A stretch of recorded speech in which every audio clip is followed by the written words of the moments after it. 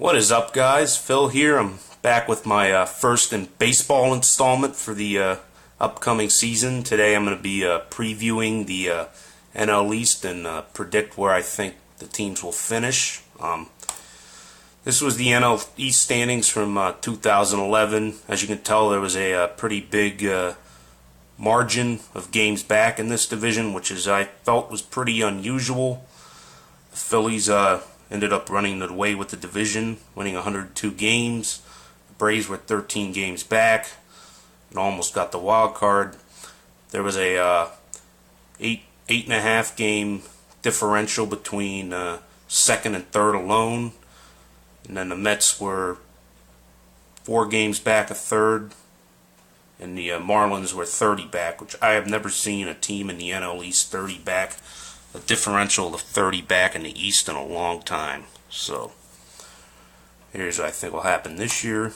I got first place. I have the Philadelphia Phillies finishing 96 and 66. Yeah, Howard's going to be out for a couple months to start the season, but hey, they still have a solid lineup. Plenty of guys that are going to be able to fill in for Howard and still get good at bats and knock in runs. Main reason I still think they're going to be up top is because of the big three in their pitching staff. Halladay, Hamels, Lee, and Oswalt. That's a great pitching staff. They're going to win you a lot of games, get you a lot of good innings. So I still like the Phillies coming out on top on this division with 96 victories. Second place in the NL East, I like the Florida Marlins, Miami Marlins rather. And they will be the wild card one.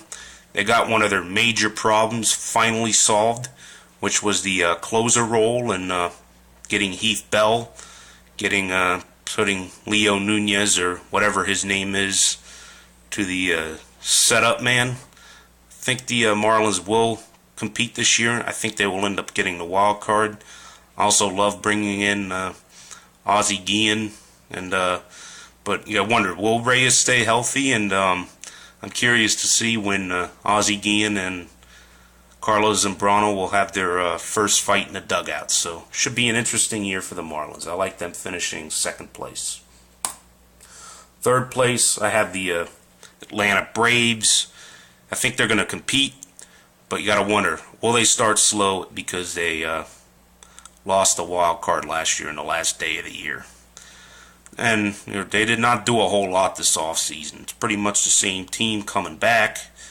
They were probably the quietest team in the offseason. So I like the Braves to be into this race and finish 87 and 75.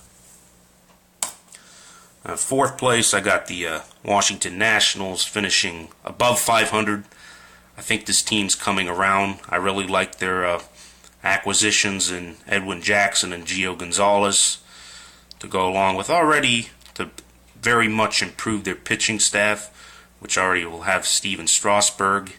I like their lineup. They got a nice hitting lineup. They can hit the balls out. I like Ryan Zimmerman at third and Adam LaRoche and Jason Worth. Overall, I think this team is going to have a decent season. I think they're going to be in the mix, but I think they are a year away from maybe saying they are legit competitors in the NL East. So I think the Nats finish above 500, 83 and 79. And then fifth place is the Mets. This is tricky. The Mets can stay healthy. I can see this number going higher.